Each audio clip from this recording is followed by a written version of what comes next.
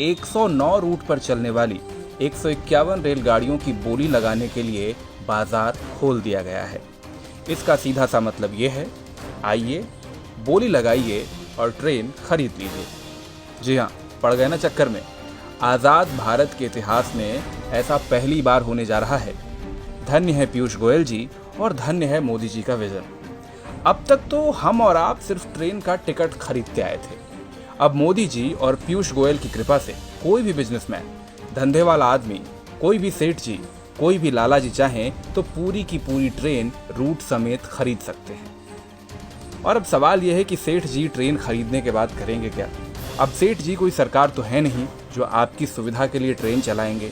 वो कमाएंगे मुनाफा और हर उस तरीके से कमाएंगे जैसे वो कमा सकते हैं। वाकई तारीफ करनी होगी मोदी जी की। 70 साल के इतिहास में पहली बार ट्रेन की नीलामी होने जा रही है। जो अब तक नहीं हुआ वो पहली बार हो रहा है। जो नेहरू जी तक नहीं कर पाए वो मोदी जी करने जा रहे हैं। वाह मोदी जी वाह। गरीबों का ख्याल हो ना हो, कारोबार करने वाले सेठ जी लोगों का कितना ध्यान है। अब देशद्रोही तो इस पर भी सवाल उठा सकते हैं, लेकिन भाई इस विजन की गहराई को तो समझो कि जब ट्रेन चला के सेठ जी कमाएंगे तभी तो देश में तरक्की और खुशहाली होगी। अब क्या हुआ कि बाद में महंगी टिकट की वजह से गरीब आदमी ट्रेन की टिकट ना खरीद पाए। वैसे भी गरीब लोगों को ट्रेन का सफ़र कहाँ पसंद आता है। अभी हाल ही में तो सबने देखा था कि मोदी जी और गोयल जी की इतनी सारी ट्रेन चलने के बावजूद ये जिद्दी गरीब लोग पैदल ही अपने गांव जाते थे। हो सकता है कि यहीं से मोदी जी और पीयूष गोयल जी को ट्रेन को प्राइवेट सेक्टर को बेचने का आइडिया भी आया हो। अरे भाई, जब गरीब आदमी ट्रेन में बैठ ही नहीं रहा तो ट्रेन को बेचो सेठ जी को। अब देश की सरकार भला क्यों टेंशन ले। सेठ जी चलाएंगे अपनी ट्रेन और कमाएंगे अपना मुनाफा। जिसे ट्रेन में चढ़ना हो चढ़ ले।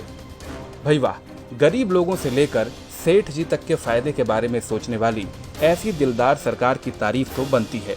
और साथ ही तारीफ बनती है इनके तेज तर्रार एटीट्यूड के लिए भी। एकदम फटाफट अंदाज में 1 जुलाई को मिनिस्ट्री ऑफ रेलवे ने प्राइवेट कंपनियों से प्रपोजल भी मंगवा लिए हैं।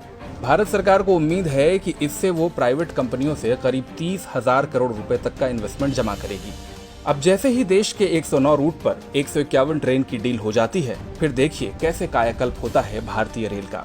हो सकता है कि जल्द ही न्यूज चैनल आपको ये भी समझाना शुरू करें कि भारतीय रेल की कृपा बस यही रुकी हुई थी। हरी चटनी के साथ 151 ट्रेन की डील जैसे ही फाइनल होगी, भारतीय रेल पर कृपा एकदम से बरस पड़ेगी। खैर, हम तो पत्रकार हैं।